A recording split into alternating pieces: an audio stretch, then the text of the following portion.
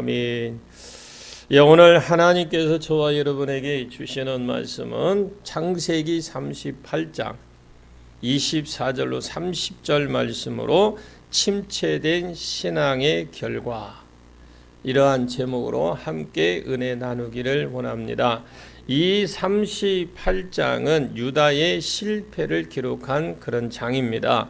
자기 동생 요셉을 팔고 난 뒤에 형들과 화목이 없어서 유다가 자기 형제들을 떠나 이방 사람이 아둘람 사람 히라에게로 나가서 살았습니다.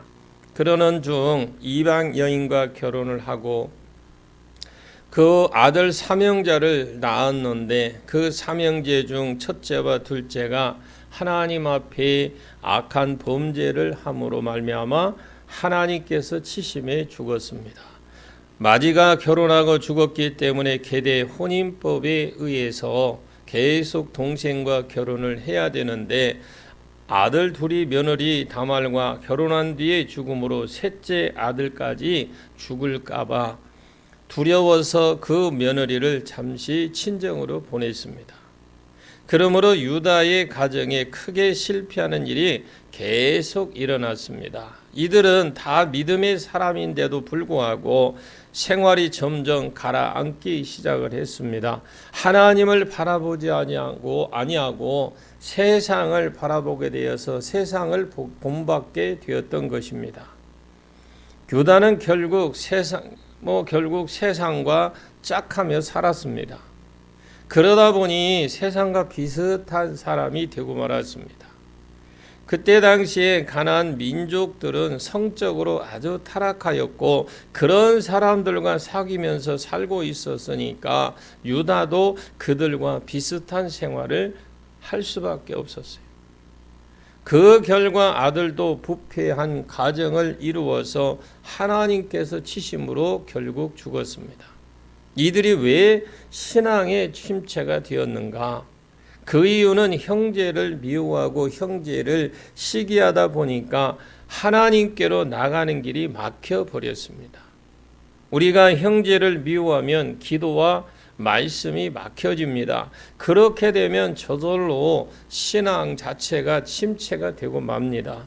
그 때문에 부부가 싸움하면 기도가 잘 되지 않는다고 성경에 나와 있죠. 베드로전서 3장 7절 말씀에 한번 볼까요? 같이 합독하십니다. 시작. 남편들아 이와 같이 지식을 따라 너희 아내와 동거하고 그를 더 연약한 그릇이요 또 생명의 은혜를 함께 이어받을 자로 알아 귀히 여기라. 이는 너희 기도가 막히지 아니하게 하려 함이라. 여기 유다는 동생 요셉을 팔아먹었기 때문에 이긴 것이 아니라 오히려 자신이 하나님 앞에 크게 계속 실패를 합니다.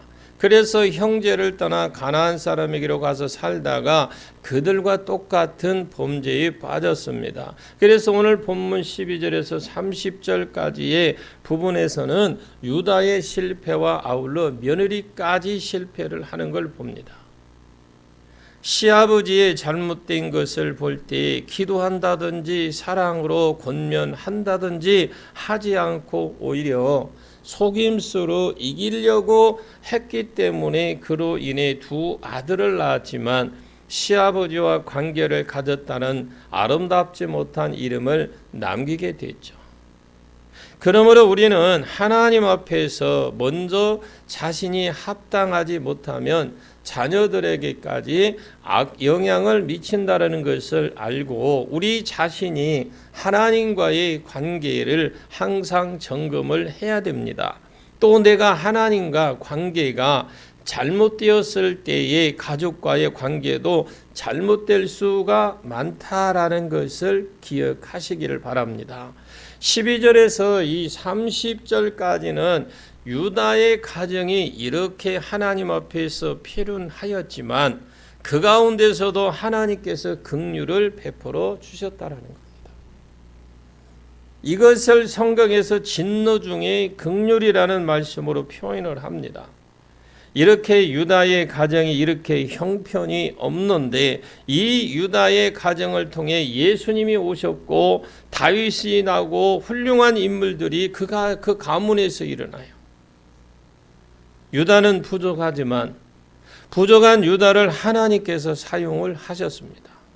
그 때문에 죄가 깊은 곳에 은혜도 깊다는 말씀이 정말 오늘 말씀과 통하는 말씀이라는 것을 우리가 아시기를 바랍니다. 로마서 5장 20절을 보겠습니다. 같이 읽습니다. 시작. 율법이 들어온 것은 범죄를 더하게 하려 함이라. 그러나 죄가 더한 곳에 은혜가 더욱 넘쳤나니. 예, 죄가 깊은 곳에 은혜도 깊다라는 이 말씀이 정말 오늘 말씀과 통하는 말씀이라는 것을 우리가 알고, 자, 오늘 본문 12절을 같이 한번 보겠습니다. 12절입니다. 시작. 얼마 후에 유다의 아내 소아의 딸이 죽은지라. 유다가 위로를 받은 후에 그의 친구 아둘람 사람 히라와 함께 딥나로 올라가서 자기의 양털 깎는 자에게 이르렀더니. 예, 자기 아들 둘도 죽었고 며느리는 친정에 보내 놓았는데 또 그 아내가 죽었을 때에 하나님 앞에 자기를 돌아보며 정말 회개를 해야 됩니다.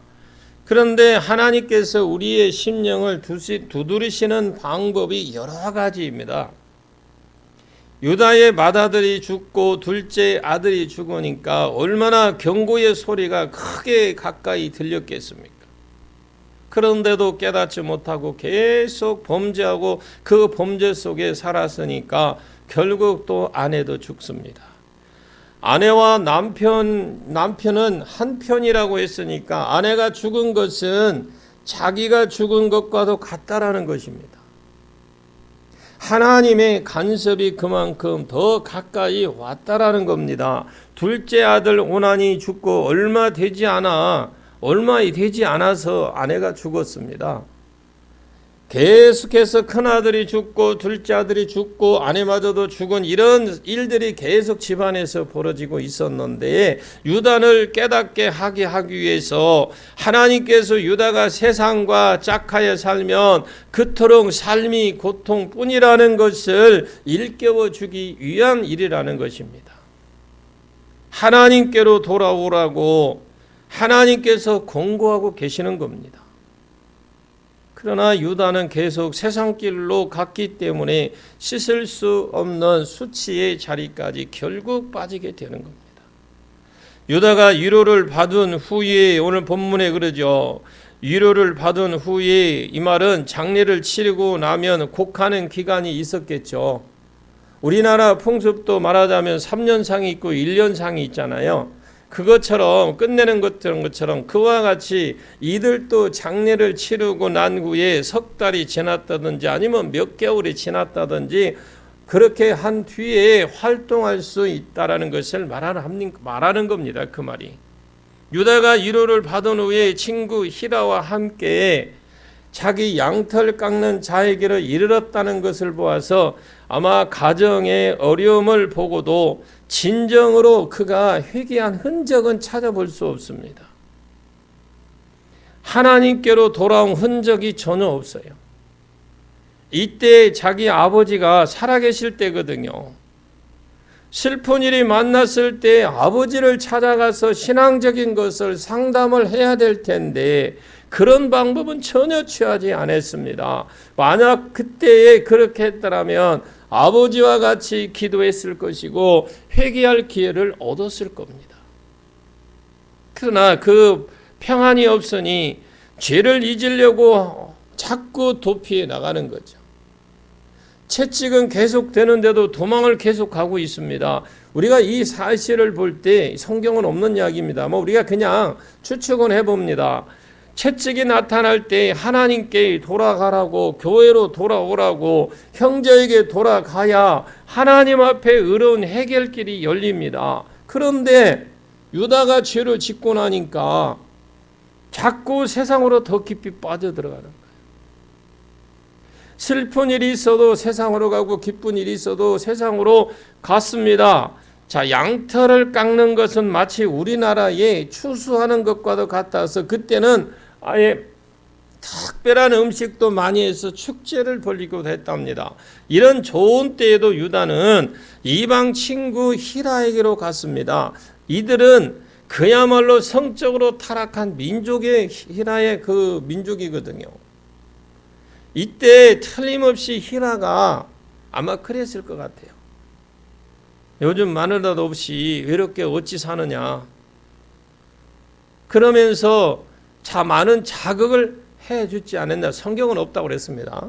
아마 그런 자극을 왜 뒤에 문구를 보면 그럴 가능성이 있어요. 배경을 봐 충분히 그랬을 가능성이 있어요. 나중에 창녀에게 염소를 주려고 이 히라 친구를 대신 보내잖아요. 이러한 아주 비밀적인 사건까지 이 친구가 알고 있다라는 것 등에 상당한 이 친구와 관련이 깊었다라는 겁니다. 그것을 볼 때에 충분히 그런 말도 해줄 수 있는 가능성이 있다라는 거죠. 성도는 외로울 때나 즐거울 때나 신앙의 사람과 동행하면서 외로울 때도 위로를 받고 즐거울 때도 바른 봉사를 할 수 있지만 세상과 함께 짝하면 외로울 때 더욱 범죄로 빠지도록 인도한다는 걸 잊어서는 안 됩니다. 성경에서 그걸 기록해 놓은 거예요. 외로움을 잊게 해준다는 말이죠. 외로움. 또 즐거울 때는 즐겁다고 낭비하고 쓸데없는 곳에 물질을 쓰도록 인도하는 겁니다. 본문 13절을 같이 한번 보겠습니다. 13절입니다. 시작. 어떤 사람이 다말에게 말하되 내 시아버지가 자기의 양털을 깎으려고 딥나에 올라왔다 한지라. 시아버지가 왔다는 소식을 누가 들려주었는데 그 말을 듣고 옳게 처신을 하려면 시아버지께 인사하러 가서 집안에 잘 있는지 그리고 문안도 드리고 앞으로 어떻게 하시려는지 좀 가서 물어볼 수 있어야 되잖아요. 그런데 선한 길을 걷지 않고 악한 계획을 세웁니다. 이는 평소 유다가 얼마나 세속적이라는 사실을 알고 있었기 때문이라는 거죠. 평소 유다가 신앙이 훌륭해서 믿음으로 살았다면 다말이 유혹하려고 계획하지도 않았을 것이고 해봐도 소용이 없었을 겁니다. 그런데 유다가 이방에서 살고 신앙생활도 형편없이 하고 있었기 때문에 다말이 시아버지 행실을 다 알아보니 유혹을 하기로 계획 짜서 유인한 것입니다. 그러니까 다말은 유다의 정욕적인 면에 약함을 잘 알고 어떻게 있었다라는 거죠. 신앙이 없으므로 하나님을 두려움을 알지도 못했고요. 그래서 자기 민족들이 행하는 짓을 쉽게 행할 수 있었던 것입니다. 우리가 이미 앞서 본 대로 롯의 딸들이 소돔과 고모라에서 구원받은 후에 아버지에게 술을 먹인 후에 그런 후에 관계를 가서 잉태하게 된 사실을 볼 때 그때 그곳에서 그런 추악한 일들이 들어 있었다라는 거죠. 그리고 출애굽기에 근친상간에 대해서 하나님 백성은 그런 범죄는 결코 해서는 안 된다 강조해주고 기록한 것을 보아도 그때 그곳에 그런 일들이 있었기 때문에 하나님께서 이스라엘 백성들에게 경고를 해둔 것이라고 봅니다. 이때 다말로서는 별로 양심에 꺼리끼는 일이 아니라는 것입니다. 다 큰아들이 있어도 자기를 불러주지도 않고 시집도 보내주지 않으니까 안가품을 하고자 계획을 했겠죠. 자, 14절 15절을 보겠습니다. 시작. 그가 그 과부의 의복을 벗고 너울로 얼굴을 가리고 몸을 휩싸고 딥나 길곁 에나의 문에 앉으니 이는 셀라가 상성함을 보았어도 자기를 그의 아내로 주지 않음으로 말미암음이라. 그가 얼굴을 가리었으므로 유다가 그를 보고 장녀로 여겨. 여기에 이때 처녀 옷이 다르고요. 과부 옷이 다르고 창녀 옷이 다 다릅니다. 의복으로 분별하도록 되어 있습니다. 당시에 우리나라에서 옛날에는 머리를 올려놓으면 시집간 사람이고 머리를 내려 따왔으면 처녀라고 분별을 했잖아요. 요즘은 어떻게 해요? 분별이 있어요, 없어요? 분별이 없어요. 분별하기 힘들어요. 그렇게 이들은 의복으로 분별할 수가 있었습니다. 다말이 이때 창녀의 모습으로 하기 위해서 얼굴에 가리우고서 자기가 누구인지 알지 못하도록 하고 남자를 유혹하는 모습을 취했다 이 말씀인데 그중에 15절을 보면 지난번에도 말씀드렸습니다만 이때가 가나안 땅의 창녀란 우리가 생각하는 창녀의 개념이 아닙니다. 여호수아에 나오는 기생 나합이 있잖아요. 이 기생도 우리 소위 우리가 생각하는 어떤 뭐 그냥 기생 이 정도가 아닙니다, 여러분. 그 당시에는 신전에서 그 일하는 신전에 바쳐진 신을 섬기는 사제적인 여성들로 그 여성들이 대부분 창녀들이라는 거죠. 왜냐하니 그들이 섬기는 신들이 생산의 신이거든요. 그런 범죄를 하는데 이 사제들이 많이 사용했습니다. 그래도 옷도 치렁하게 휩싸고 얼굴을 가리우고 앉아 있었네. 그런 창녀를 본 유다의 정욕으로 가득 차여 있었기 때문에 접근해서 결국 범죄에 빠지고 맙니다. 자, 16절을 같이 한번 볼까요? 시작. 길 곁으로 그에게 나아가 이르되 청하건대 나로 내게 들어가게 하라 하니 그의 며느리인 줄을 알지 못하였음이라. 그가 이르되 당신이 무엇을 주고 내게 들어오려느냐. 예, 결국은 어떻게 해요? 몸값을 흥정을 하고 있습니다. 결혼이란 하나님께서 인간에게 주신 귀한 선물인데 이것이 타락하면 물질주의로 흘러가게 되어 있습니다. 지금 사랑이란 말을 하면서도 결혼이 물질주의로 흘러가는 것은 유물론 사상에 감염이 되어 부패한 것인데 여기에 나오는 창녀와도 같은 것입니다. 그 때문에 깨끗한 결혼은 신앙 위에서 순수한 사랑으로 이루어지는 결혼이라야 정결한 것이지 계산적인 결혼을 하면 창녀와도 같다는 사실을 알아야 됩니다. 지금 어떻게 된 셈인지 계산적인 결혼을 예사로 지금 하고 있잖아요. 유다도 참으로 계산이 빠른 사람이라서 동생을 팔아먹자는 일에 주동도 하고 그래 하였더니 결국 계산 빠른데 자기가 그냥 넘어가 버립니다. 17절 18절을 보겠습니다. 시작. 유다가 이르되 내가 내 떼에서 염소 새끼를 주리라. 그가 이르되 당신이 그것을 줄 때까지 담보물을 주겠느냐.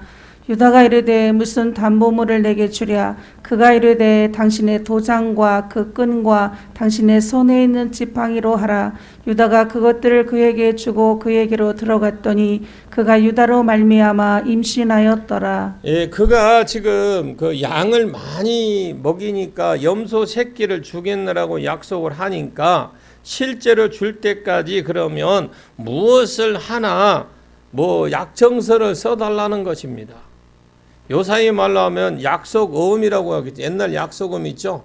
그런 거겠죠. 그러니 이 여자가 참으로 그런 면에서 머리가 참 잘 돌아가요. 나중에 확실한 증거를 찾기 위해서 이런 요구를 했던 겁니다. 도장이라는 것, 여기 도장이라는 것은요, 그 사람은 대표하는 물건을 말하는 겁니다. 또 끈과라고 했는데 이 끈과 도장을 꿰어 매개서 목에 거는 끈으로서 도장에 붙어 있는 것을 말합니다. 여기에 또 지팡이라고 하니까 우리가 생각하는 그냥 힘이 없어서 나이가 들어 지팡이를 들고 다니는 그런 지팡이, 그런 의미가 아닙니다. 뭐 유다가 나이가 많아서 이렇게 지팡이를 드는 그런 것이 아니라 그렇게 생각이 쉬운데 이 지팡이는 목자들이 사용하는 지팡이로서 지팡이 그 위에다가 자기가 좋아하는 어떤 그림이나 자기가 좋아하는 그 짐승 있죠. 짐승을 새겨 놓았기 때문에 그 지팡이만 보면 이게 유다 것이구나 라는 것을 그냥 알 수가 있죠. 유다의 사인을 해놓은 거라고 보시면 돼요. 그래서 사실 이쯤 되면 그만둬라 해야 되잖아요. 유다가 이게 뭐가 계산적이구나 하고 그만둬라고 그래야 되는데 왜냐 도장끈과 지팡이로 했으니 자기를 다 팔아먹는 격이잖아요. 그런데 사람이 속으려면 이렇게 눈이 멀어져요. 여러분 눈 안 멀어지기를 바랍니다. 예, 정욕적인 감정대로 행하면 선심을 이렇게 쓰기 쉽습니다. 이렇게 요구하는데도 좋다 하고 줘버렸어요. 염소 새끼 한 마리를 위해서 중요한 것을 다 요구했으니 참 이상하네. 한 번쯤은 했어야 될 거 아니에요. 그런데 이상한 것은 그렇게 한 번 한 번 그냥 관계를 가졌다라는 거죠. 그런데 좀 신기하게 한 번만에 아기를 가졌도 다말의 계산이 잘 맞아 들어간 셈이라고 우리는 볼 수 있습니다. 다말은 자기 악한 계획을 성공한 셈으로 보지요. 한번 19절과 20절을 보겠습니다. 시작. 그가 일어나 떠나가서 그 너울을 벗고 과부의 의복을 도로 입으니라. 유다가 그 친구 아둘람 사람의 손에 부탁하여 염소 새끼를 보내고 그 여인의 손에서 담보물을 찾으려 하였으나 그가 그 여인을 찾지 못한지라. 예, 집에 돌아가서 창녀의 의복을 벗었고 과부의 의복을 입었다 그랬습니다. 그날만 창녀 옷을 입고 다시 입지 않은 과부 옷으로 입은 것은 유다 외에는 아무와도 관계한 적이 없다 이 말씀이거든요. 근데 이 사실을 동네 사람들에게 증거서라고 해도 세울 수 있다라는 거죠. 그래서 과부 옷을 입고 얼굴을 내고 다니고 살았다 이 말씀인데 저 다말이 몇 월 며칠께 창녀 옷을 입었더니 그렇게 말을 했다는 거죠. 그러니까 이 다말도 아주 계산이 굉장히 빠릅니다. 앞에서 말씀드린 대로 자기가 직접 가자니 좀 거시기 할 겁니다. 그래서 가나안 사람 친구를 보냈는데 이 가나안 사람은 타락된 사람들이라 그런데 가서 돈을 주고 하는 일주면 그냥 예사라고 봅니다. 그들은 그 나라 자체가 풍습이. 근데 악을 행하는데도 도와주고 돈을 주는데 도와주고 악한 친구는 죄를 더욱더 짓도록 죄를 죄로 여기지 않는 그런 자리로 계속 몰고 가고 있잖아요. 지금 21절에서 23절까지 본문 보겠습니다. 시작. 그가 그곳 사람에게 물어 이르되 길곁 에나임에 있던 장녀가 어디 있느냐. 그들이 이르되 여기는 장녀가 없느니라. 그가 유다에게로 돌아와 이르되 내가 그를 찾지 못하였고 그곳 사람도 이르기를 거기에는 장녀가 없다 하더이다 하더라. 유다가 이르되 그로 그것을 가지게 두라. 우리가 부끄러움을 당할까 하노라. 내가 이 염소 새끼를 보냈으나 그대가 그를 찾지 못하였느니라. 예, 그는 그 마을은 작은 마을이기 때문에 신전도 있지 않고 아무 없는데 무슨 창녀가 있겠습니까? 신전이 있는 데 같으면 큰 데 같으면 그런 창녀가 있고 한데 근데 이것을 볼 때 유다가 세상적으로 정말 어리석게 행동했다라는 걸 알 수가 있어요. 조금만 더 생각해봤더라도 범죄에 빠지지 않았을 겁니다. 자기가 애써 노력을 했지만 아무 결과가 없더라는 거죠. 그 중에 22절에 그러죠. 노력을 해봤는데 아무런 결과가 없더라. 세상 사람들의 악한 일에 친구끼리 의리가 있어 보입니다. 그런 비밀스러운 일도 흉어물 없이 서로 이야기한 걸 보시길 바라요. 그러잖아요. 그런 비밀스러운 일도 그냥 이야기할 때 허물 없이 이야기한 정도 되면 그리고 그 23절에 보면 잘못하다가 창녀를 찾아 몸값을 갚아 주려다 부끄러움을 당하겠다 싶어서 유다의 말입니다. 이 말이 이렇게 범죄하니까 하나님을 두려워하지 않으면서 사람에 대한 체면을 찾고 있습니다. 우리나라의 옛날 양반들도 하나님을 두려워하지 않으면 인간 체면에 대해서 체면에 대해서 굉장히 거기에 관심을 많이 갖습니다. 그와 같이 유다도 처신을 했다고 보시면 됩니다. 자기의 부끄러운 짓을 다 아시는 하나님은 두려워하지 않으면서 인간 체면을 차리고 있어요. 그런데 죄는 숨길 수가 없어요. 그래서 지금 완전한 범죄는 없다고 합니다. 결국 언젠가 죄는 드러나기 때문에 그렇습니다. 자, 오늘 보면 24절을 같이 한번 보겠습니다. 시작. 석 달쯤 후에 어떤 사람이 유다에게 일러 말하되 내 며느리 다말이 행음하였고 그 행음함으로 말미암아 임신하였느니라. 유다가 이르되 그를 끌어내어 불사르라. 이제 죄가 어떻게 돼요? 결국 자꾸 점점 커지죠. 자기의 부정을 덮어놓고 남의 부정은 철저하게 어떻게 해요? 심판하려고 합니다. 대개 죄가 많은 사람일수록 남의 죄에 대하여 가혹합니다. 율법에도 과부가 행음했을 경우 그 일 때문에 죽이도록 되어 있습니다. 남편이 있는데 간음했을 경우에도 죽이지만 과부가 그런 짓을 했을 경우에는 죽이기까지 하지는 않았습니다. 그런데도 며느리를 죽이되 그냥 죽이지 말고 불태워 죽이라고 했으니 그야말로 가혹한 말을 했죠. 처녀인 경우 자기 아버지 집에 행음했을 경우에 집에서 그랬을 경우에는 율법에 불사르게 했습니다. 레위기서 21장 9절을 보겠습니다. 시작. 어떤 제사장의 딸이든지 행음하여 자신을 속되게 하면 그의 아버지를 속되게 함이니 그를 불사를지니라. 예, 여기에 사무엘하 12장에도 보시게 되면 다윗이 바세바를 범하고 그의 남편 우리아를 죽여놓고는 선지자 나단의 비유를 들어서 우리 마을의 부자가 가난한 사람 양을 빼앗아 손님 대접을 했는데 어떻게 하면 좋겠습니까? 라고 했더니 그 사람은 당장 죽이고 양은 몇 배요? 4배나 갚아줘야 한다고 그냥 살그머니 말한 게 아니라 어떻게 했어요? 큰 소리로 했다 그랬어요. 얼마나 감정에 치우친 재판입니까? 아무리 그래도 그렇지 이웃의 양 한 마리를 뺏었다고 해서 죽일 수는 없잖아요. 그런데도 자기 기분대로 죽이라고 했습니다. 이때 유다와 똑같은 마음을 가지고 있어요. 자기 죄는 감각도 없으면서 남의 죄에 대해서 철저했다라는 것인데 자기 며느리가 간음하여 잉태했다는 소문을 들었거든. 자기도 창녀를 찾아간 주제인이 아하 오랫동안 시집을 보내주지 않았더니 실수했구나 불쌍히 여겼더라면 다른 태도를 하면 그렇게 다른 태도를 취했을 겁니다.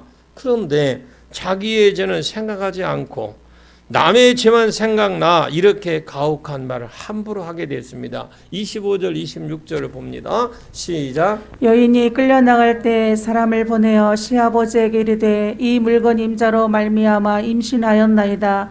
청하건대 보소서 이 도장과 그 끈과 지팡이가 누구의 것이니까 한지라. 유다가 그것들을 알아보고 이르되 그는 나보다 옳도다. 내가 그를 내 아들 셀라에게 주지 아니하심이로다 하고 다시는 그를 가까이 하지 아니하였더라. 예, 지금 한 가지도 아니죠. 몇 가지, 3가지 증거물을 가지고 있으니 틀림없잖아요.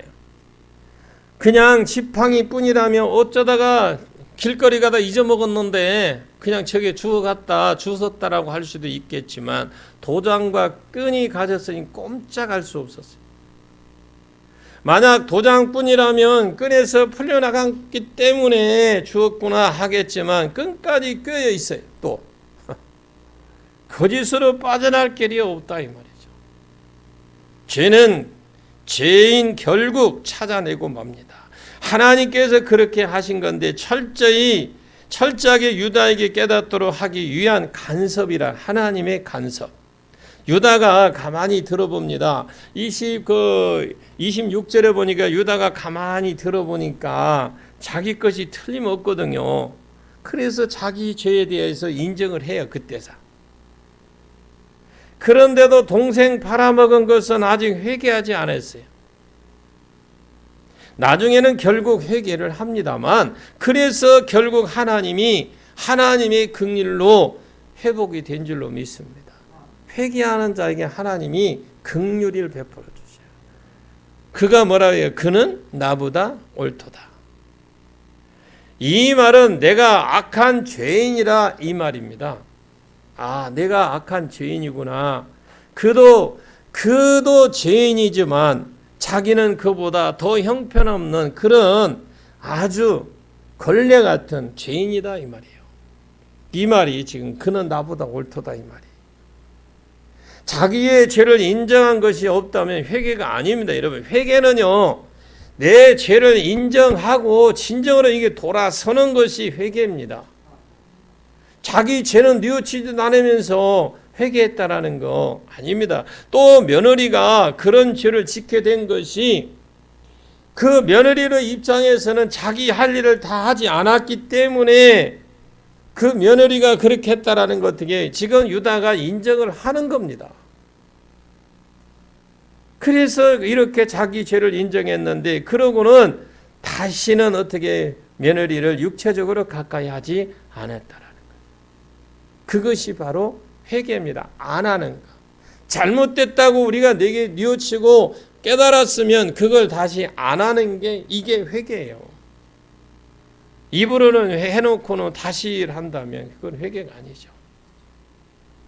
이왕 이렇게 된 것 하면서 계속 그런 거를 가질 수도 있겠지만 그 당시 가나안의 도덕 수준이라면 그 가나안 땅의 그 당시의 그런 도덕적인 수준이라면 계속 그렇게 가는 관계를 가질 수 있어요.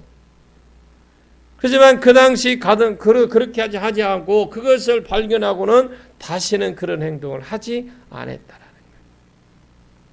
자, 27절 29절까지 보겠습니다. 시작. 해산할 때에 보니 쌍태라. 해산할 때에 손이 나오는지라. 산파가 이르되 이는 먼저 나온 자라 하고 홍색실을 가져다가 그 손에 메었더니 그 손을 도로 들이며 그의 아우가 나오는지라. 산파가 이르되 내가 어찌하여 터뜨리고 나오느냐 하였으므로 그 이름을 베레스라 불렀고. 예. 그리고 임산을 하다 보니까 쌍태예요. 다리 차서 아이를 낳고 보니까 쌍둥이라는 건데 난산을 했다라는 말입니다. 정상적인 분만은 아기가 손부터 나오지 않습니다. 정상적인 분만은 머리부터 나와요. 그런데 손부터 나왔으니 난산을 했다라는 걸 알 수 있는데 형제가 한꺼번에 나오면서 산모를 굉장히 괴롭혔다 이 말인데 산파가 이르되 내가 어찌하여 터치고 나오느냐 한 거로 그 이름을 베레스라고 했고 터치고 나온다라는 말은 내가 어찌 어미를 그렇게 괴롭히냐 이 말입니다. 그래서 아이 이름도 베레스라고 지었는데 이 베레스라는 말은 터침이라는 뜻이 터침. 30절 보겠습니다. 시작. 그의 형 곧 손에 홍색 실 있는 자가 뒤에 나오니 그의 이름을 세라라 불렀더라. 예, 인간적으로 볼 때 가장 부끄러운 행동을 통해서 태어난 아이들이지만 예수님의 족보가 나올 때에 이 베레스가 나와요. 우리 생각 같으면 셋째 아들이니까 이가 결혼해서 아이를 낳아 유다를 계통을 잇도록 하면 될 것인데 이 베레스를 통해서 예순 족보에 오르도록 합니다. 이게요, 여기에서 우리가 볼 때 사람의 생각과 완전히 하나님의 생각은 달라요. 유다가 악한 범죄를 했지만 그가 회개했을 때에 하나님께서 그를 불쌍히 여기셨습니다. 그리고 그로 하여금 하나님을 복을 받는 계열로 만들어주죠. 그래서 여러분 회개가 중요해요. 우리가 잘 아는 대로 솔로몬도 마찬가지입니다. 다윗이 범죄한 이후에 회개하고 태어난 아이가 솔로몬 아닙니까? 그 이름이 여디디아라고 지었으라고 했는데 여디디아는 사랑을 입은 자라는 뜻입니다. 근데 다윗의 범죄 자체는 악고 아주 악했지만 그가 범죄를 회개했을 때에 하나님께서 그에게 은총을 베풀어 주신다는 뜻으로 솔로몬이라고 지었어요. 그와 그 이후 이 유다도 하나님 앞에 크게 범죄를 했습니다. 그러나 그가 회개할 때 하나님께서 그 회개를 불쌍히 여기시고 은혜로운 복된 자녀로 삼아 주신 줄로 믿습니다. 자, 룻기서 4장 11절 12절을 같이 보겠습니다. 시작. 성문에 있는 모든 백성과 장로들이 이르되 우리가 증인이 되나니 여호와께서 내 집에 들어가는 여인으로 이스라엘의 집을 세운 라헬과 레아 두 사람과 같게 하시고 내가 에브라데서 유력하고 베들레헴에서 유명하게 하시기를 원하며 여호와께서 이 젊은 여자로 말미암아 내게 상속자를 주사 내 집이 다말이 유다에게 낳아준 베레스의 집과 같게 하시기를 원하노라 하니라. 예, 이게 우리 생각에는 이렇게요. 폐륜적인 사건을 성경에 왜 기록해 두었을까? 이런 싶은 생각이 드는데 오히려 장로들이 룻에게 그 당시 룻기서에 보면 룻에게 축복하기를 다말에게 은혜를 준 것처럼 룻에게도 룻이 어떤 이방령이 있잖아요. 룻에게도 그런 은혜 주기를 바란다고 그랬어요. 왜 이런 축복을 하냐? 룻이 모압 여자입니다. 아주 부패된 계통의 사람이다 이 말이죠. 다말 같은 이방인도 하나님께서 은혜를 베풀어 주셨는데 룻 너에게도 그와 같은 은혜를 주시기를 바란다. 축복의 상징으로 다말이라는 이름을 함께 쓰게 되었던 것이죠. 사람이 볼 때에 도저히 복을 받을 수 없는 그런 존재이지만 하나님께서는 그 은혜를 입혀 주셨다라는 것을 잊어서는 안 됩니다. 그래서 그 사람이 어떤 일을 해도 잘못한 일이 있어 우리가 그를 뭐라고 그래요? 우리가 그를 나쁘게 여기면 안 돼요. 그건 하나님 앞에 회개하면 하나님은 우리 생각과 달라요. 그가 하나님 앞에 바로 돌아갈 수 있도록 회개하고 돌아갈 수 있도록 기도해 줘야 돼요. 아멘. 오늘 말씀을 통해 결론을 지으면서 깨달아야 될 것은 하나님을 바라보지 않으면 세상과 짝하게 되어서 세상과 같은 길을 가게 되면 세상이 범하는 죄를 짓고 세상이 당하는 것을 당하게 된다라는 것을 오늘 본문을 통해서 우리에게 교훈해 주는 말씀이고, 그리고 유다의 범죄는 은밀히 지었지만 결국 어떻게 해요? 드러나더라. 이것 때문에 신앙의 침체에서 벗어나려면 하나님과 끊임없이 쉼없이 교제가 계속 이루어져야 될 줄로 믿습니다. 여러분, 지나가면서도 걸어가면서도 잠시 쉬는 시간이 있어도 여러분 하나님과 교제가 끊어지지 않기를 바랍니다. 그러려면 범죄했을 경우에 깨닫는 즉시 여러분 회개하시길 바랍니다. 유다가 동생을 팔아먹고 회개하지 않으니까 가정적으로 불화가 일어나고, 그러다 보니 가정을 떠나서 세속으로 흘러가서 결국 폐륜의 자리까지 빠져버립니다. 그러므로 하나님과 사이에 막힌 담이 있을 때에 그 담이 오래가면 심령이 자체가 우둔해져서 못 지을 죄가 없다는 것을 잊어서는 안 돼요. 하나님과의 관계가 막히면 구원받은 백성이라도 하나님을 멀리하면 어떤 폐륜적인 죄라도 빠질 가능성이 있다라는 걸 오늘 본문을 통해서 교훈해 주는 말씀이에요. 그러므로 생활 가운데 말씀이 잘 읽혀지지 않을 때가 있죠. 여러분, 삶 가운데 말씀이 잘 익혀지지 않고 기도가 잘 안 되고 교회 오기가 싫고 하거든. 내가 무엇이 먼저 잘못되었는지 나 자신을 먼저 철저하게 살펴보시길 바랍니다. 그리고 죄를 자백해버리고 그리고 회개를 해야 됩니다. 예를 들어서 교회 오는데 뭐가 장애물이 있어야 생각이든 내 생각이든 뭐가 장애물이 있는지 이거를 제거를 빨리 하고 회개하고 돌이켜서 그냥 내놓고 팽개치고 오면 돼요. 죄가 깨달아지지 않거든. 하나님, 성령님 깨달음을 주시옵소서라고 하나님께 구해야 됩니다. 자, 여기에서 우리가 또 한 가지 조금 더 생각해 볼 문제가 뭐냐면요, 유다는 먼저 뭘 했어요? 동생을 팔아먹고 회개하지 않으니까 뭐가 어두워졌습니까? 이 심령이 먼저 어두워져서 침체 늪으로 어떻게 한꺼번에 쭉 빠진 게 아니라 서서히 빠졌어. 뭐냐면 이제 형제들과 살다 보니까 무슨 일만 있으면 형이 그래가지고 그런 거 아니야. 우리 그 형이 동생 팔아먹자고 했으니까 아버지한테 확 일러바친다. 이러니까 이렇게 하는 대화가 안 되는 거예요. 그러다 보니까 어떻게 세상으로 간 겁니다. 신앙의 침체에서 벗어나려면 하나님 앞에 잘못된 것이 없나 먼저 살펴보고 또 믿음의 형제들과 교통해야 뭔 문제이 없는지 봐야 됩니다. 나보다 믿음이 좋은 신앙의 선배와 교제함으로 자기의 잘못된 것을 깨닫는 기회를 찾아야 됩니다.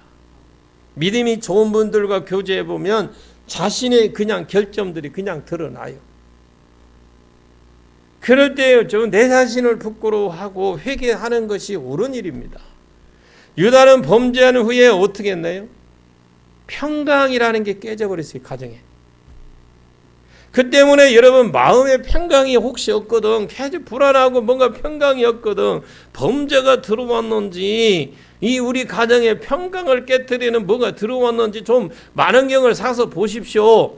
은혜의 그 성령의 만원경을 좀 사서 보십시오. 사시 보십시오. 아니면 현명을 사서 보든지 봐갖고 여러분 빨리 제거를 해야지요. 꺼리낌이 있는 한 평강이 없는 거요, 여러분. 그리고 자신이 선결되지 못하면 자녀에게 아무리 교훈을 해도 능력이 없어요. 효과가 없어. 유다 자신이 불결된 생활을 하니까 자식들도 그렇게 불결하니 살다가 하나님 앞에 채찍을 맞아 결국은 죽습니다. 남의 잘못을 일깨우기 전에 먼저 자신의 잘못부터 한번 더듬지 않으면 오히려 자기의 수치가 드러날, 그럴 뿐만 아니라 마지막으로 이렇게 부족한 유다였지만 그가 회개했을 때에 하나님께서 가장 귀한 인물로 쓰시게 된 줄로 믿습니다.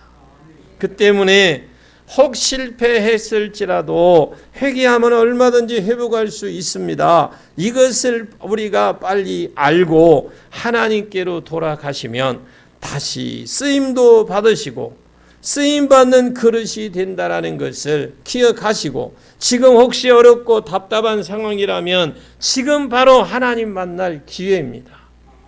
여러분, 다니엘이요 사자굴 속에서 하나님을 만났습니다. 아멘.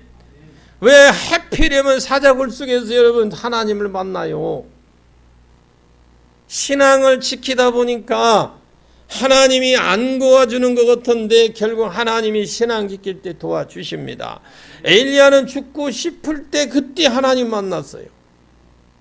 지금 내 앞에 있는 기도 제목과 어려운 현실은 우연이 아니라 그 속에 하나님의 부르심에 여러분에게 초대장이 나한테 날라온다는 생각을 하십시오. 우리는 한치 앞을 보지 못하기 때문에 힘든 일을 당하면 어둠 속에서 그냥 하고 짜지만, 그때 믿음으로 하나님을 진심으로 찾으면 그 어려운 자리는 바로 나의 불행을 죽이고 행복으로 탄생하는 소중한 자리가 될 줄로 믿습니다.